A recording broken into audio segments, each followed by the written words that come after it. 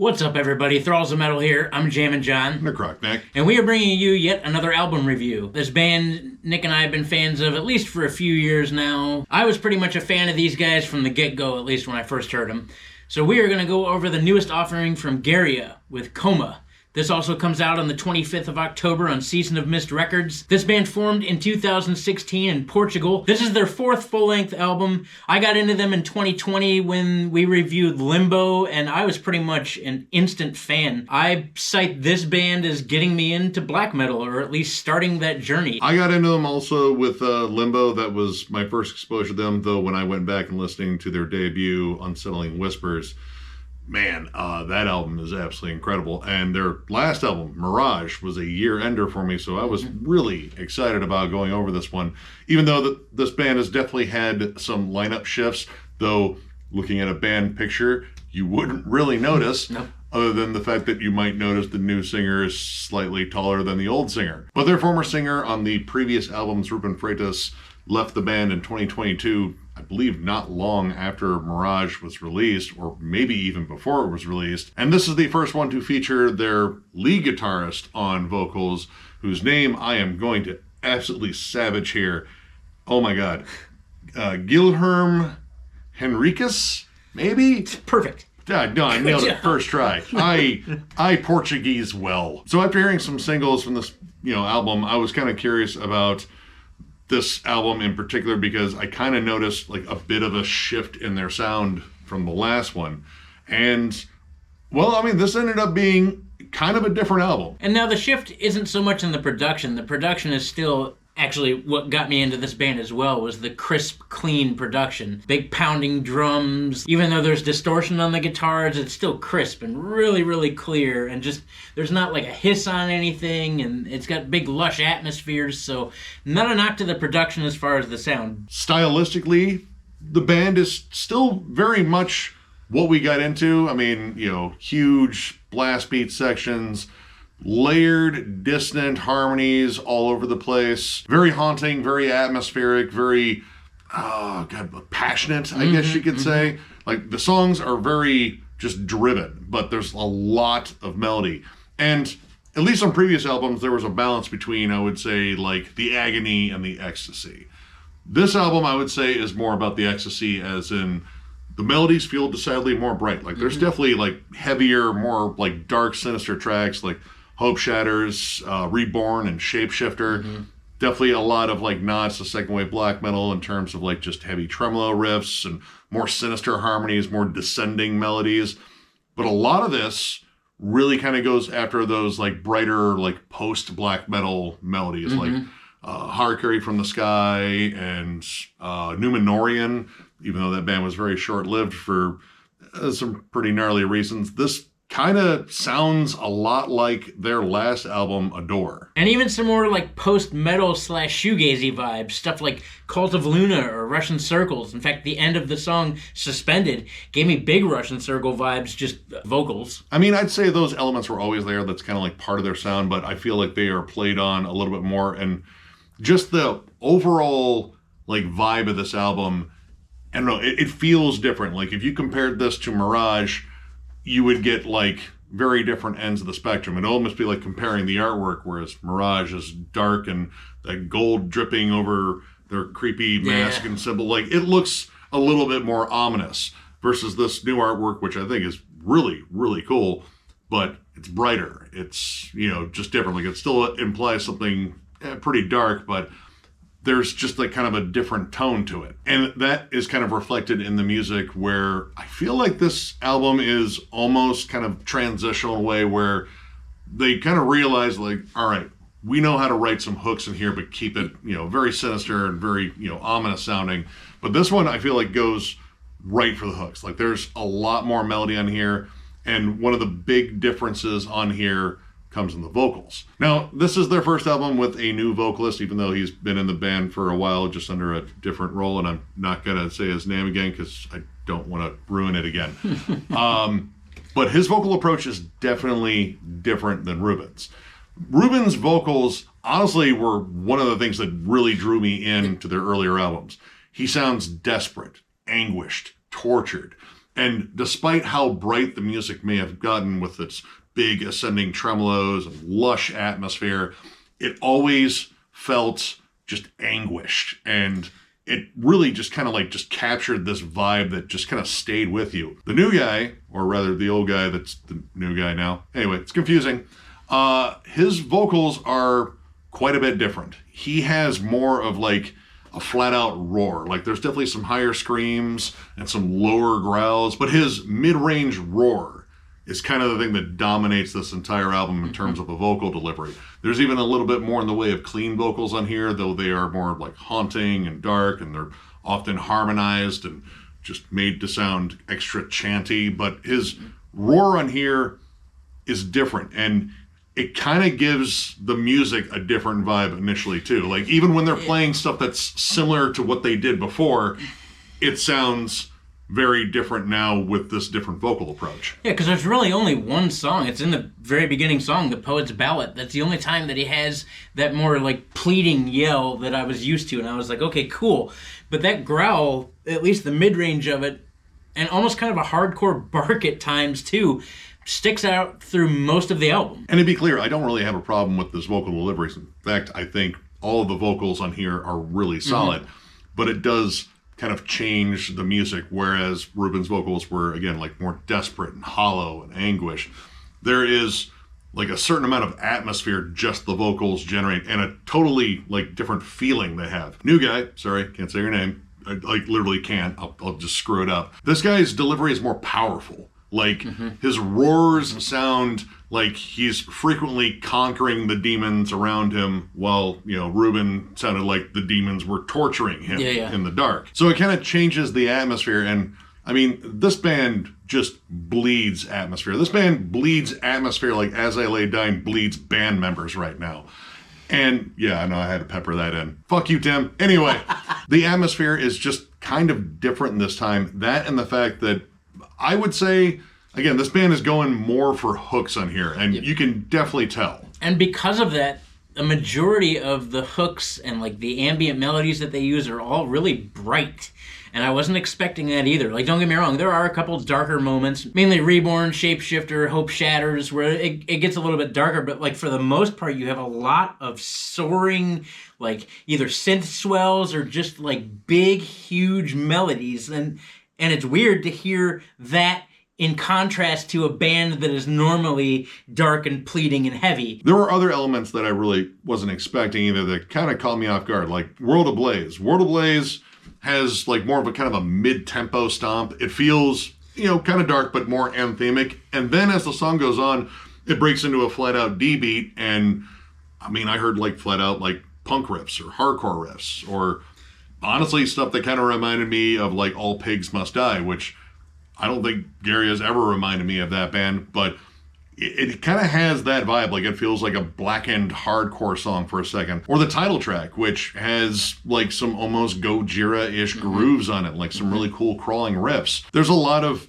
different elements added to their sound here, and I feel like the idea was to essentially expand their sound, but also kind of, you know, branch out in the way of like different catchy sorts of hooks that could throw in. And the other weird thing is there's an absence of riffs. Like, not a lot of these tracks have full-blown riffs. The title track, Reborn, and Unknown have a batch of riffs in them. But really, like, most of these grooves would be fairly straightforward, actually, if it wasn't for the drum work, which constantly shifts in and out of D beats and blast beats and a bunch of like varying awesome linear fills and whatnot. But without that, most of these songs would be fairly just straightforward, which I found to be odd as well. Some of them are definitely like more dynamic. Shapeshifter in particular, I think, has like a lot of really cool transitions, and I particularly like that, you know, galloped sort of drum beat with the more melodic riffs on there. Like it kind of felt like, you know, they were like riding into battle or something. And Withered Flower is kind of an interesting one in the sense that it is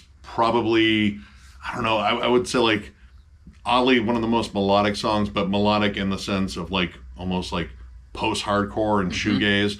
Like if you stripped away the blackened veneer from that song, I heard riffs in there that are kind of comparable to bands like Thursday or, you know, God, like My Bloody Valentine, stuff like that, where it's just, you know, like these distorted but very bright melodies. So it's kind of hit or miss when they step outside of this sound that they created, because I think they really spent like a good time building their sound throughout this course of albums. And I'm not saying that this is like a total drop off in terms of quality, but it is notably different. But I'm also saying that sometimes the newer elements they're including, namely some of the more melodic elements, are kind of at odds with the sound that they have like developed over this time. Kingdom of Thorns was one that kind of stood out for me from that one, because there are just, I mean, honestly, they're kind of like metalcore / melodic metalcore or mellow death riffs in there that they just kind of don't fit. Like they kind of felt like they were pulled from like a mid 2000s melodic death metal or metalcore album. And I mean, granted, they kind of fit with the vocal style, but in terms of, all right, my expectations, we'll go with that, they don't really work. And that's kind of partially with me, I would say, and probably partially with him too. Yeah. My expectations for this following Mirage were really high. And granted, I knew there were some member changes in there. I didn't expect that this album would be quite different from the last one. I wouldn't say that they abandoned their sound, but they definitely threw in some surprises, I guess, that I wasn't expecting.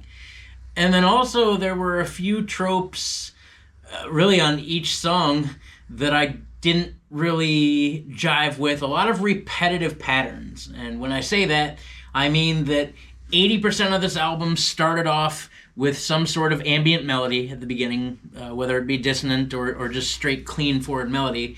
Like it had those starts. And then 90% of the record had dropouts in them. And when they did a dropout, usually it was also with some sort of ambient melody. And that killed the pacing sometimes, and also found it just to be straight annoying. Unknown in particular was probably one of the guiltiest ones of that. There are 2 dropouts in that one, and the song's not particularly that long. Like, it's a little bit over 4 minutes. And, you know, I like the whole, like, hey, let's drop down to something quiet and intimate and then build back and build in layers. Like, I mean, that's a post-metal staple right there. But doing it too much, you know, that became like the big dynamic. Like, in case of emergency, shatter glass, drop out. Yep. And that song, the second dropout in particular, I feel like this song was kind of like, you know, repeatedly, you know, building momentum and then just losing it and having to build it back up again, and then choosing to lose it again and then building it back up. And that final loss of momentum, even though they picked the song back up, I just thought it was pointless. Like, why even bother? You should have just kept it with the first dropout and then the build-up and then ended it if you were going to do that. Don't double up on your dropouts. Like, that's... I don't even know what the point of that was. And again, I wouldn't bring it up as much, but that's an element that is almost on every single song on here. And it gets kind of monotonous. And then... well, I mean, honestly, after a while, the album itself started to get a little bit monotonous. Like, it kind of went to the well a lot. And granted, it's a well rich with dissonance, tremolo, and blast beats. And I still think this music is impressive. And, you know, at times there are some really, really catchy melodies on here. But it is definitely at least a slight departure from their sound. And I don't know if I would call this like a flat-out transitional album, because it isn't them like fully abandoning their old sound. It's kind of just teasing stuff that they might do in the future. I don't know. Honestly, I kind of wonder about the album that follows this one more so than this one, because I think this is still pretty good. It's just, again, like, not what I was expecting. I think it's more just flirting. I think they're like, well, let's try this out, see what happens. But the problem is that they do the same thing kind of over and over again. And the other thing, too, something that I liked about this band that wasn't necessarily found in this album were the darker tremolos. Like, there weren't too many dark moments. In fact, I can count on one hand the amount of really dark moments I saw, and even then, those dark moments are still accompanied by something bright in the atmosphere. So it was kind of weird. Yeah, if you love most of your songs ending in a grand crescendo of big soaring melodies and such, yeah, you're going to get that on a good chunk of these tracks. So I'm going to give this 3 stars. I still think it's good. It's just definitely not what I was expecting. Like, there are definitely moments of this band's past sound that definitely creep out in here and kind of remind me why I really like them. But this is definitely pushing into some different territory. And while I kind of like the territories that they do push into, I just think it doesn't completely gel on here. That and the frequent dropout transitions got to be a little bit monotonous. And getting used to the new vocalist, I don't know, like, again, Ruben, he had something with his vocal style that really contributed to the music's dark, foreboding, just bleak atmosphere. And it also contributed to, like, their even brighter spots, too. Like, again, you had that contrast. Here, it's, I think, a little too focused on brightness and hooks, and it kind of forgot to be a little bit more sinister at times. Still, if you're a big fan of Magua, Numenorian, maybe a smidge of Gaerea, just a little bit, and, I mean, as far as atmosphere goes, like, kind of Cult of Luna-ish at times, check this out, give it a whirl. I thought it was still pretty decent, but I prefer the older stuff. Yep.